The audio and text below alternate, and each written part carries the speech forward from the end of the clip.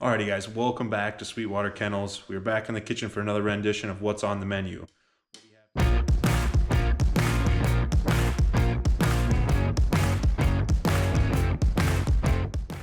What we have today is very similar to what we had last week. We're gonna have our beef heart and beef liver for our protein.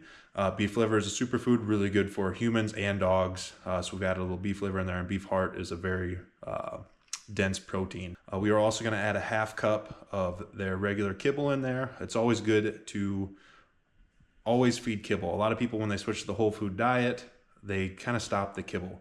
I'm going to always feed the kibble. These are hunting dogs. We travel a lot.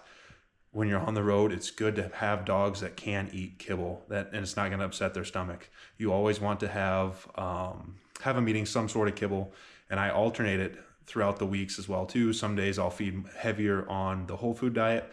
Some days I'll feed a little bit heavier on the kibble, just so their stomachs are used to digesting and utilizing that kibble as well. And if you have a good kibble, it's got a lot of vitamins and minerals in that kibble that's good for them as well. So it's always good to feed a little kibble, in my opinion.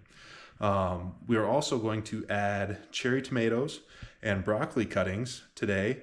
Some of the broccoli stalks. Now, both cherry tomatoes and broccoli are high in vitamin C and vitamin K. They are high in fiber and high in potassium.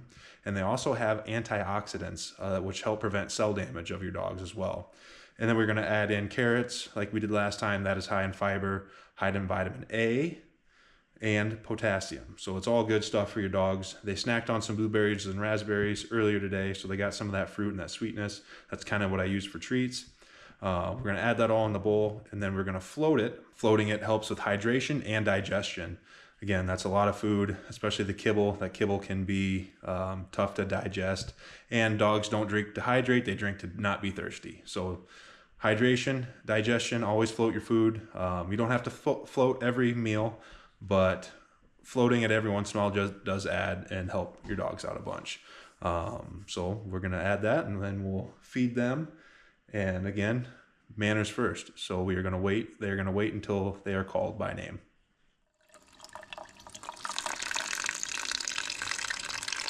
And again, just enough to kind of coat the bottom. You'll see it kind of start shaking a little bit. That's perfect right there.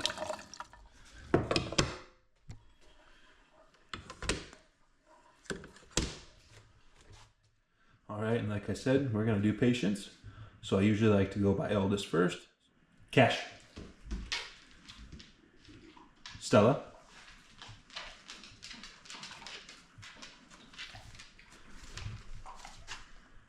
Annie.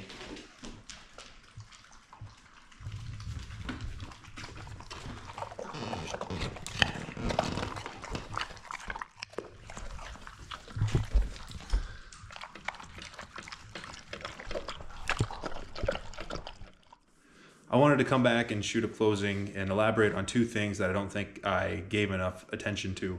The first one is actually the nutrition facts of beef liver. Beef liver is very high in vitamin A and vitamin B, as well as copper, zinc, and iron, which promote healthy red blood cell production.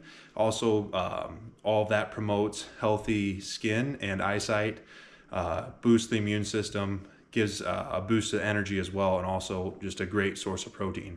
So that's why I love feeding beef liver. The second one is why you don't want to water down or float your dog kibble every single time you feed. It acts kind of like cereal. When you put it in milk, it gets mushy, and that actually builds up and creates tartar on the teeth. Now, some people claim, and some people like to say, that kibble is made that tough so it can act like a toothbrush almost and clean the teeth. Whether you want to believe that or not, that's up to you. But I do know when the dog food gets mushy, that dog kibble gets mushy, it builds up and creates tartar on the teeth. So you don't want to feed watered down kibble every meal. Every other day is fine. I'll probably do every other evening when I feed. Every morning I'll feed straight hard kibble, 1 cup or 1/3 of what their daily recommended value is, or their daily recommended amount. Now, evenings, it'll kind of alternate. It kind of depends on what all I'm putting in there. Two things I didn't put in there tonight were eggs and fish oil, because I'm out of fish oil and it's super hot here in Iowa right now. Our chickens have actually kind of slowed down their laying, so we don't have an abundance of eggs anymore. So I'm kind of rationing the eggs back a little bit. But we have a lot of beef liver that makes up a lot of ground when the eggs aren't coming like they used to. But every other evening is usually what I feed when I water down their kibble. So just to note, don't do that every time you feed your dog, but especially if you know, like the next day, like the night before a hard workout or a hard hunt, I will definitely float food. And then the evening after, like if they hunted hard in the morning, that night I'll float their food again. And I'll probably add, if I'm traveling, I'll definitely add canned wet dog food as just a little treat and a little calorie boost as well.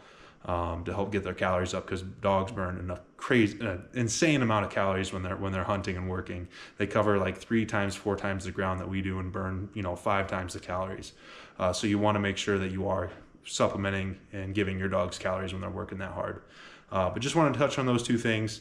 That's what's on the menu. This is probably going to be a bi-weekly thing. We'll see how often I'm switching up the meals and bringing interesting stuff into their diet.